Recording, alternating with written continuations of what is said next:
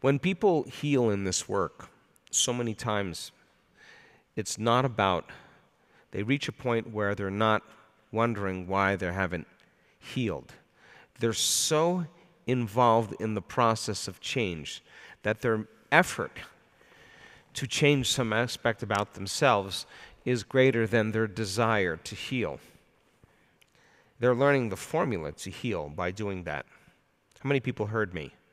When it's no longer about the disease, it's about the program that has to be removed, the emotion that has to change, the unconscious blind spot that must be revealed.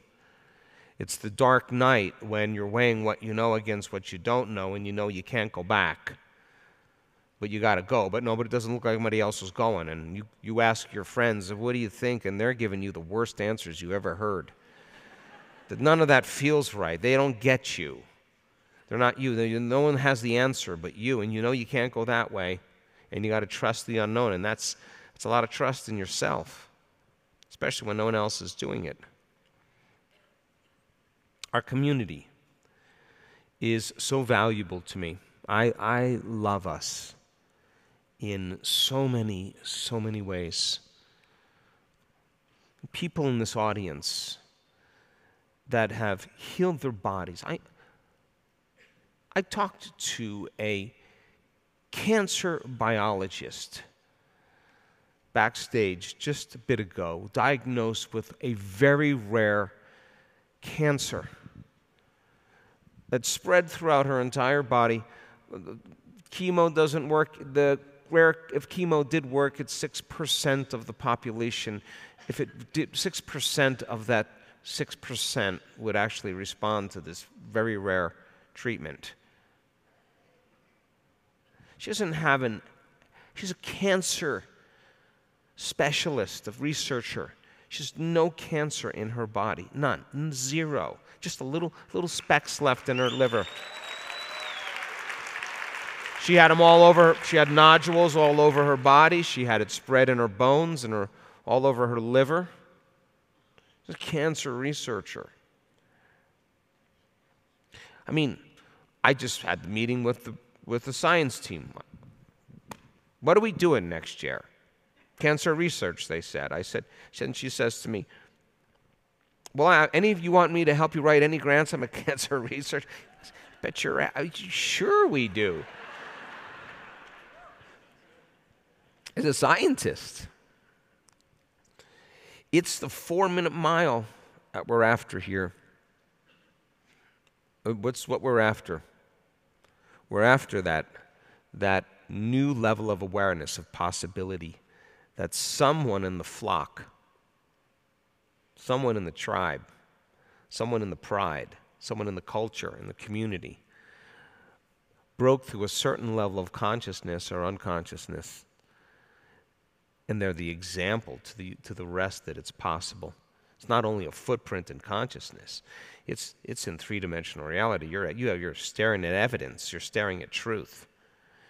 And I love when the stories aren't glamorous, because those people had difficult moments. It wasn't from A to B for a lot of them, for a lot of us. They had to take a journey.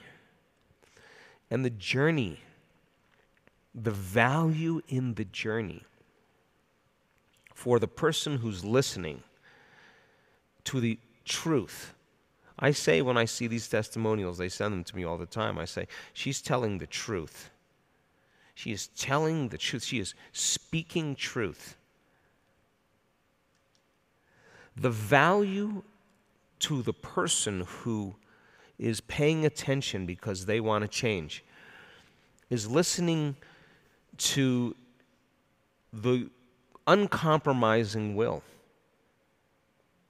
the change in the belief, the dedication, the hard moments when they could have quit when their disease was getting worse before it got better. The body holding on one last time to the past.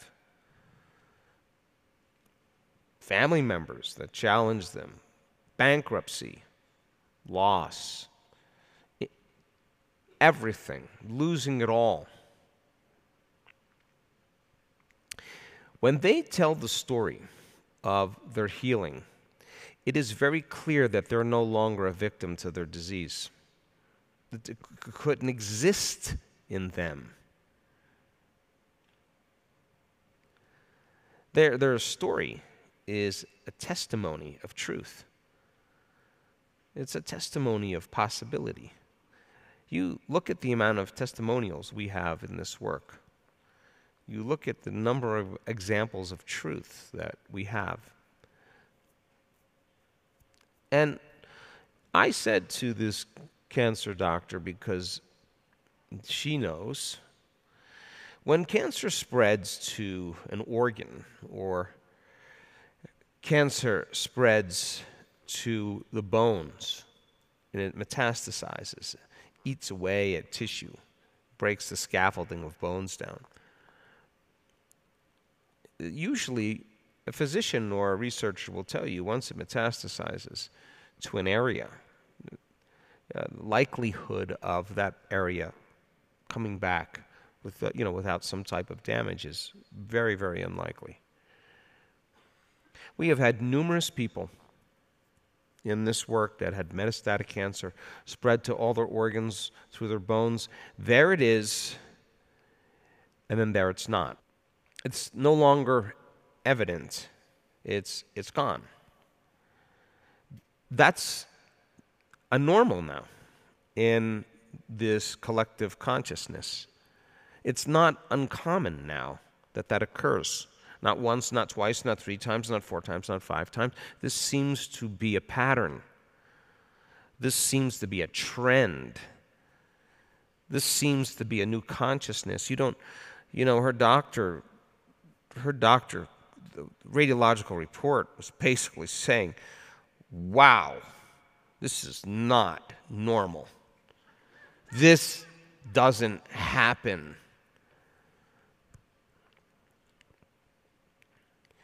To be able to self-regulate in your life, to be able to make a change in your emotional state, change something in you without relying on anything outside of you, is a miracle in and of itself.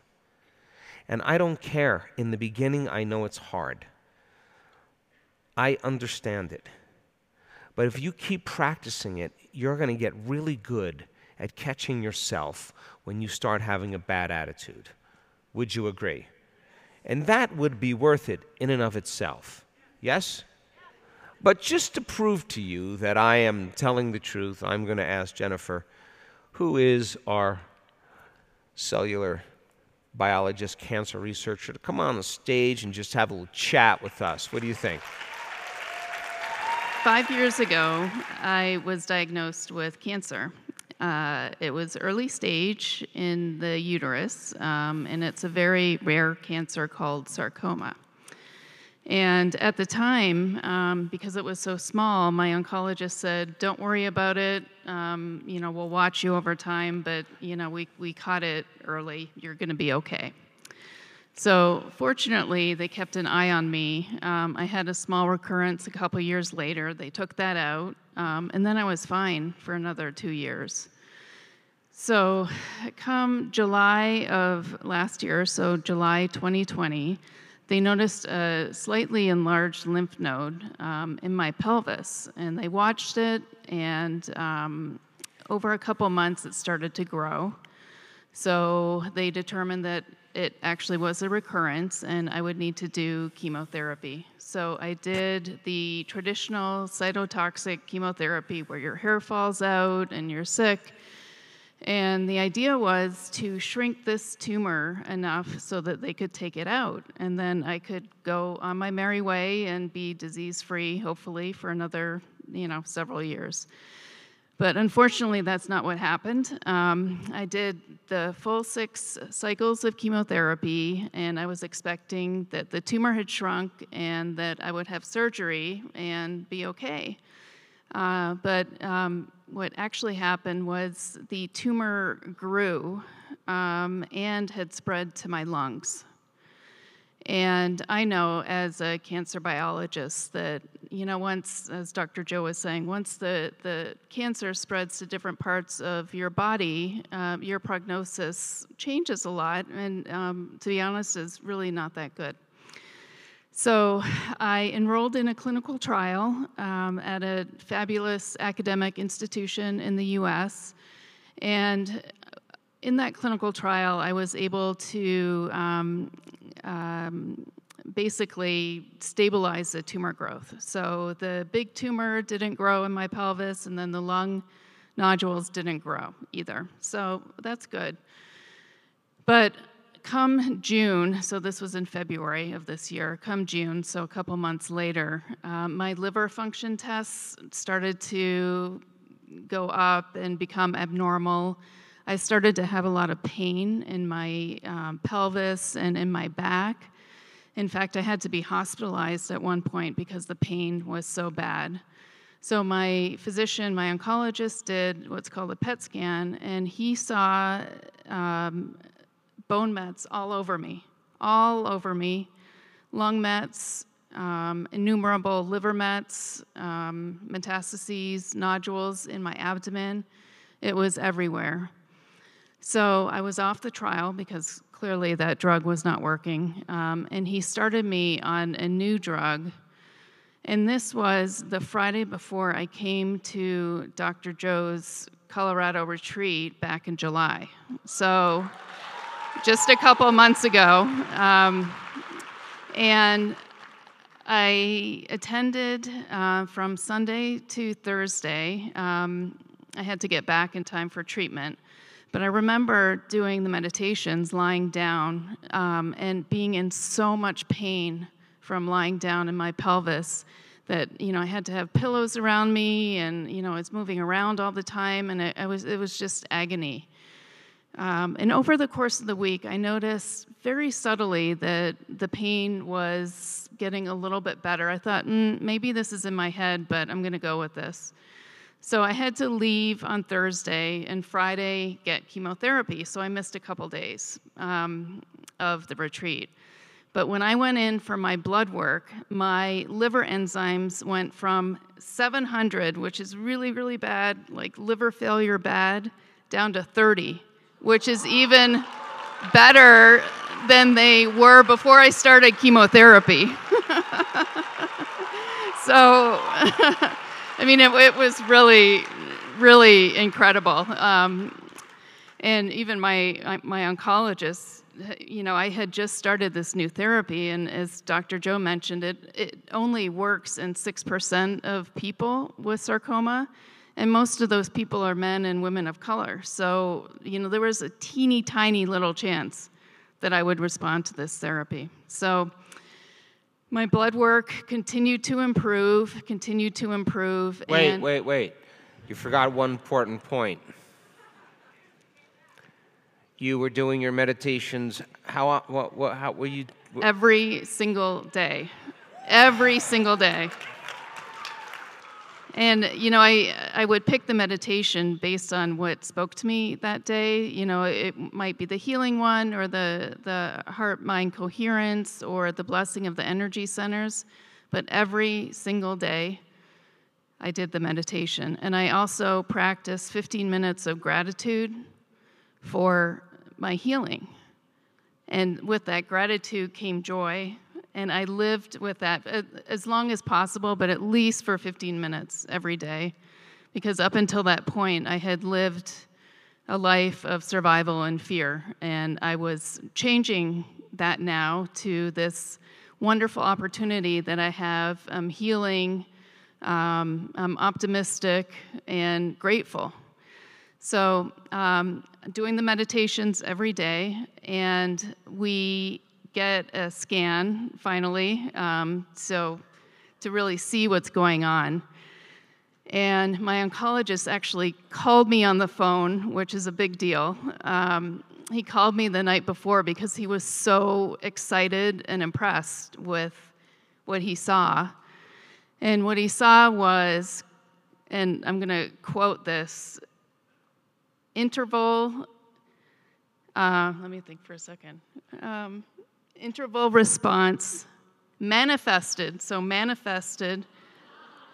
by complete resolution of pulmonary metastasis, so my lung tumors, omental metastasis, so the abdominal tumors. The liver metastasis were like 95% gone, and now they're gone. And then necrosis or death of that big tumor. And he said, "You are the 1%.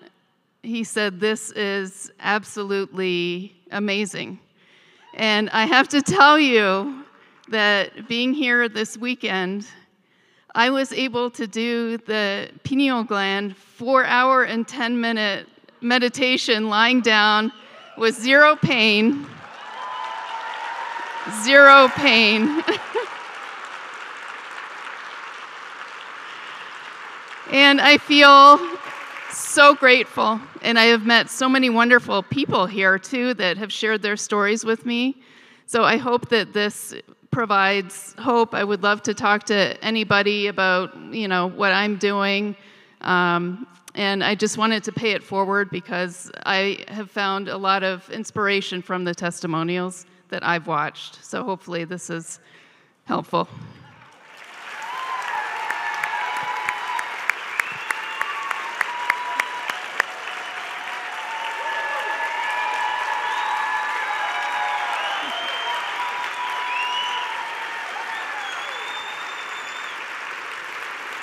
Now,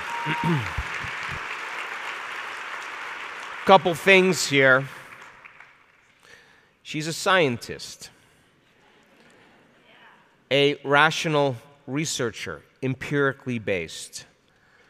She comes across this information because nothing's changing in her life until she makes up her mind to change. No scientist will dispute the fact that living in survival and living in stress long-term pushes the genetic buttons that create disease, that no organism in nature can sustain emergency modes for that extent of time. All other systems are compromised because all the energy is going towards survival. And if you can turn on that stress response just by thoughts alone, your thoughts can make you sick. And she started to read and consume this information, and it made sense to her scientific mind. She understood she had to get out of survival. This wasn't like, how come I'm not healing? This is like, I have to get out of survival in order to heal. Did you hear me? That's a fundamental point that has to be understood. The next thing she does is she experiments to see if I start making changes in my internal state, will my body be so objective that it doesn't know the difference between the environmental experience that's producing the emotion and the emotion that I'm creating by thought alone? I understand that the environment signals the gene, okay. The end product of an experience in the environment is an emotion.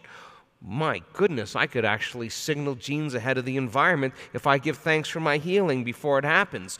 And all I'm going to do is combine a clear intention, a vision, the optimistic view that I could actually get better with an elevated emotion, a thought and a feeling, a image, a symbol and an emotion, a conditioned response, a stimulus and response. And she's conditioning her body emotionally every single day for it to believe it's living in a new future. And by practicing the brain and heart coherence, she's creating autonomic regulation instead of autonomic dysregulation. And the innate intelligence of the body is that it wants to heal. Are you with me? And so then, she's in the process of discovery, of saying, I'm not going to be a victim to my disease. I mean, the prognosis would normally create a lot of fear for people, a lot of stress for people, a lot of self-doubt for people. A lot of times you don't feel good, you're in a lot of pain, you don't want to do it. A lot of times you just don't want to have enough time because you got to sit with you, and that doesn't feel good sometimes. But we have physicians and nurses now and scientists in this audience, actually, that said, well, let's just see if I actually apply this and just experiment with the process. I'm not going to try to make anything happen. I'm just going to follow the instructions and see what happens if I do this. She's not trying to control the outcome. She's actually curious to see if there's another possibility. She's not forcing it. She's not fighting for it. She's not trying to predict it. She's really just measuring the effects of her cause. If I change my internal state, will I start noticing changes in my biology? I don't know. Well, let's just see if I practice this, what would happen. And if she starts the event 5 days into the event, she starts feeling better. It means she's dragging that body out of the past. And some people just find that little magic door where their body all of a sudden responds to their mind. They reprogram their body. And don't you think when she sees the values change, when she gets her first test, her liver enzymes, what do you think she's going to go, oh, damn, I'm not healed? Or is she going to go, what the hell? Now, what do you think she's feeling? Is she feeling bad or is she feeling good? She's a little bit more optimistic. What feeling is she feeling more of? Gratitude. Uh-oh. It's getting easier to feel it because the universe is organizing itself to reflect my change. I got feedback in my environment. I better pay attention to what I did. I'm going to do it again. I'm a scientist. Let's see if I do it again, if I produce the same outcome. I don't know. Well, let's try it. Well, I'm going to be a little bit more courageous and mix it up. See what happens if I mix it up.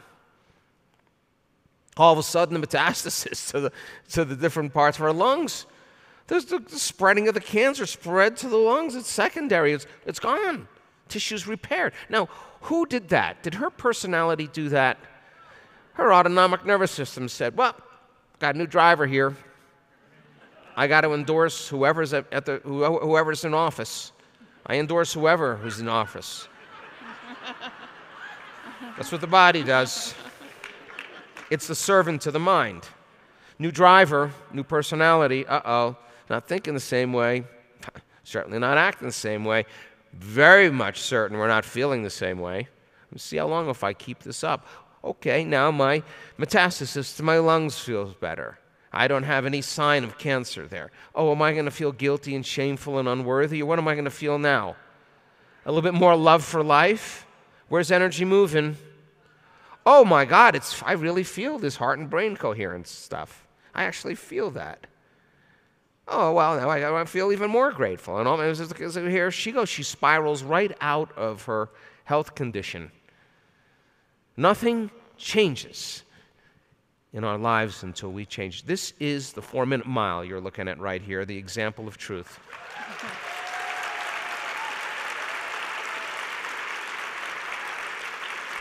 Now, one last question, Jennifer, and then I'll leave you off the hook. Of course, you are going to be part of our scientific research team when it comes to studying cancer, of course. Why the hell not? Should we not have the truth on our side? But for the audience, did you have days where you felt fear? Absolutely. And absolutely. You felt fear, I'm just curious, and you did your meditation anyway. I did. And some days you actually overcame that fear and replaced it with gratitude. I did, yes. Well, I would consider that a victory, Jennifer. Now, indulge me again. Were there days that you felt so much pain, or you felt so sick that you just didn't feel like doing the meditation? Absolutely. And did you do your meditation in spite of not feeling good? Every day. And did you feel when you did that you overcame your body a little bit more at the end of the meditation? Yes, I never regretted a meditation. Okay, hang on here. I need a moment. Were there days as a scientist with a very, very trained analytical mind, that you doubted that this could actually work? No, I love that. never. I knew it would work. Now that is somebody who's interested in the experiment of changing a belief. Did you hear me? You can't show up with a condition like this in doubt. Doubt will not heal that condition. When she sits down to do the work, when she's done with her meditation, she believes a little bit more that she's healed. And some people do this work and they believe less that they're healed because they're sitting down with that doubt and they're doing it in doubt. She says, okay, I understand the science here, let's go. Well, if I'm going to do this, I can't doubt. You can't doubt when you do the process. Are you listening? And she looks like a pretty together person, don't you think? I'm sure there were days when you had to manage your time and you could have said, oh, foo, I just don't have enough time to do my meditation. I'm just curious, did you make time in any way? I always made time. So then this became your medicine, a dosage, as Dr. Hemmel would say, a dosage of meditation every day, understanding on a very, very explicit and implicit level of biology and science. She understood what she was doing and why she was doing it, so that the how became practical. She assigned meaning to what she was doing. It made sense to her that if I did this, let's just see what the outcome could be. I'm not going to control the outcome. I'm going to put the effort into it and then measure the outcome. How many people understand the difference? It's no longer about her healing. It's about actually measuring the effect, seeing if she can make the change in here first before she says, why aren't I healed? She doesn't rush to the outcome without the experiment, without doing the scientific method to see if we can produce a change. I think it's brilliant. Don't you? Yes. Thank you so much. Sure. That future you, that future Jennifer that you just witnessed, if she did not show up for the work every day, she would still be the old person. If you didn't show up for the walk today because of that thought that it was too cold, you'd still be the person like yesterday, and you're an evolved version of yourself. She's in a new body. She's in a whole new environment, a whole new life. She's in a whole new future in time, and all she did was choose herself every day. Every day, overcoming until she became that person. The disease lives in the old person. She's not that person anymore. She's somebody else. I want you to know that that future her, Jennifer, fell in love with the past Jennifer that overcame herself. The hard meditations that she was sitting in where she couldn't get beyond the fear and she had to turn it into gratitude. She fell in love with that person. And it's her future self that's existing in love that is drawing that past self to her. It's the hard ones you remember, the ones you stuck out when you truly become the new you. That's who you fall in love with. And that future you that already exists, all you got to do is become it. And let's become it in time, space, and then draw that you to you in love.